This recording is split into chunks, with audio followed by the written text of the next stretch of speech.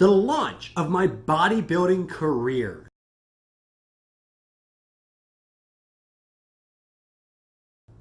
Hey everyone, my name is Jonathan Stringer and this is Everyday Beast.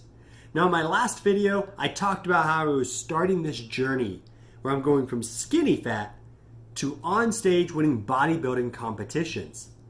Well, I need to lay some groundwork for you so that way as I go on in these next few weeks, months, and years reporting my progress, we actually know where I came from and where I started. So, as I've said a couple different times, I'm skinny fat. Now, for those of you who don't know what skinny fat is, it's a really, really tough place to be. Because, like the name says, I'm skinny. So unfortunately, I don't have a chest like this guy, or arms like that guy, but by some anti-miracle, I've got fat, so I don't have abs like this guy. So if you look at this picture right here, guys, this is me right now. All right, what's really funny is I always grew up just skinny. I wasn't skinny fat, I wasn't fat, I wasn't nothing. I was skinny. I remember when I was a freshman going out for football, I guess when I grew up, it was in Florida, so I was 8th grade, into my 8th grade year, so that summer, I went out for freshman football.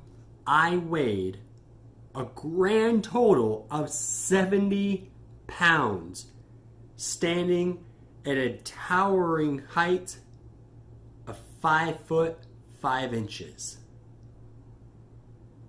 Now, in this picture, I weigh 195. Guys, that's a huge way away from where I used to be. So like I said, no longer skinny, but now unfortunately I am skinny fat.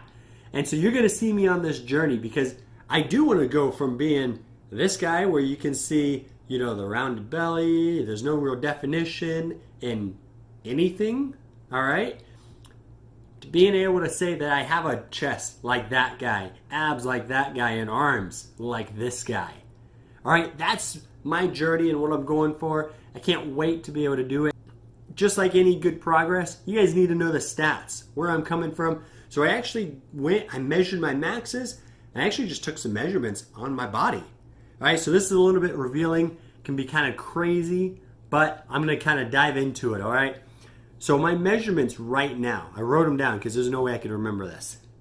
My chest, okay? So what I did, for those of you who aren't familiar with measurements, measured right around here. The measuring tape would have gone right around my nipples, around my back, measured the entire way around, 37 inches around my chest, all right? My shoulders, which again, I just measured the same style. I just measured all the way around, but this time wrapped it around my shoulders, is at 45 inches, okay? My biceps, my arms, the guns, you know, everybody's always like, yeah, can't wait to have 22s. Well, I'm a long ways off from that. I'm sitting at a grand total of 13 and a half inches. And yes, I'm throwing the half in there, just like any guys who are under 6 foot tall. They're always saying, hey, I'm 5'10 and a half. All right. I am throwing the half in there, 13 and a half inches around these guns right here, baby. My waist, okay, this is where the fat portion of skinny fat comes in. It's a 36. All right. So I wear 36 pants, and to be quite honest, sometimes those are tight on me. So it's a little bit embarrassing. I think all through high school I was like a grand max of maybe a 30, maybe a 32 my senior year. So big difference there. And my quads. Now, I measured in the smallest part of the quad, so closest to the knee. I'm not exactly sure where I was supposed to measure for these, kind of showing my my ignorance here and just my lack of experience. But I measured the part closest to the knee joint, all right? So just when it bends, would have been right up here. That's 20 inches around. So, in my opinion, doesn't sound too bad. Now, I also went down and I measured my maxes, okay? And these are actually from about 2 weeks ago, just because I wanted to take the time to really measure them out and not rush myself into this in any way. My bench max, because everybody's always big on that, everyone wants to know, I can bench a grand total of 155 pounds, guys. A little bit sad, disappointing for me, because at one point I had a brief moment in my history where I actually benched right about 235. I did not write it down, did not track it, so I mean, if we take the fact that my mind's probably wanting to exaggerate, maybe it was only 215, okay? So anywhere from 215 to 235 at one point in my life, back down to 155. I squatted a grand total of 225 pounds. And again, just for me, I feel a little bit embarrassed with that being where I'm starting at now. Not necessarily in a bad way, but just knowing that I can be better. That if I would have stayed up on my health, I'd at least be better than that, 225. But here's the other thing. If anybody's watching this and that's where you're at, or maybe you're under that, hey, don't fret, don't worry, because everybody has to have their beginning. When I originally started freshman football, okay, I said I weighed only 70 pounds. I couldn't even bench the bar, and I think I only squatted the bar. Maybe I had 10s on either side. That was it. That was all my body could handle. And man, the level of pain that I felt the days after that of my very first ever time in the weight room with the football crew, that was intense. Okay, so just remember, you're going to start anywhere. Don't be so disappointed with where you're starting that you forget to actually start. All right? That's going to be something I want to talk a lot about in the future. Just the fact that just do it. All right? That's what it really comes down to. Wherever you're at now, you can always improve. And the other max that I did take, actually two others, my overhead press. And so the version that I did was a standing overhead press. All right? Or some people call it a military press. I did 105 pounds.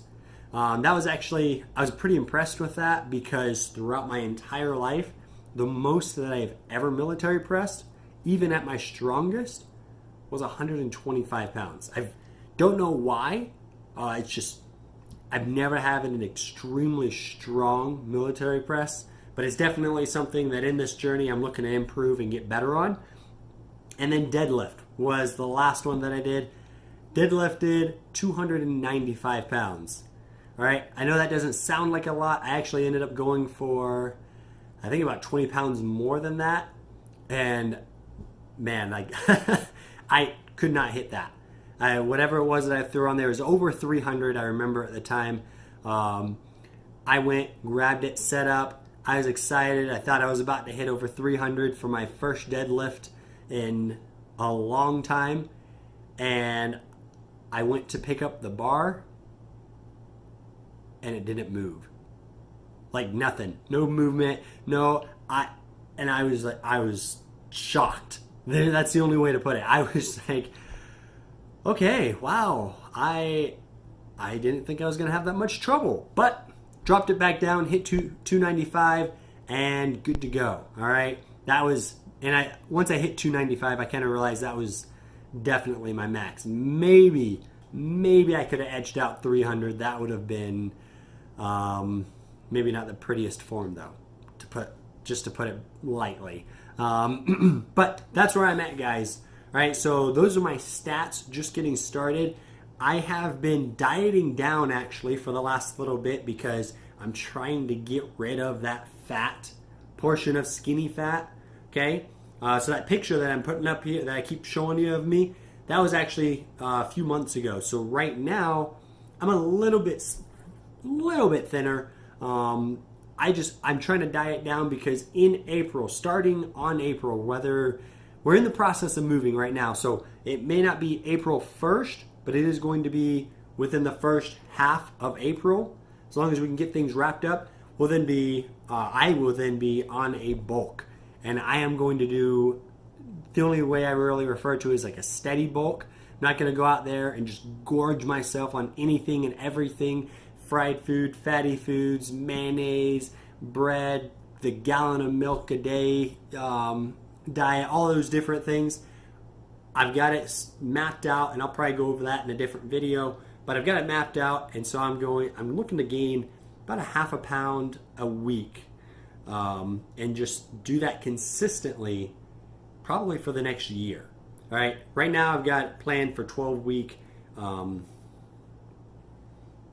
sections. I'm going to go 12 weeks and then alter my diet just slightly. And that's just because the way that I do things, I eat the same thing every day. It's just easier for me. I'm very methodical, very thought out and process oriented. And so when I can do the same thing, if I can cook all my food on Sunday, have it prepped, grab it, go, and just not let life get in the way, it's the easiest for me. So there we go, guys. Those are my stats. That's what I'm starting out with. Okay, once again, here's my before picture. But if you follow me on this journey, click like on the video, subscribe to the channel, all right, and hit the alerts too, so that way you can keep up with me on this journey.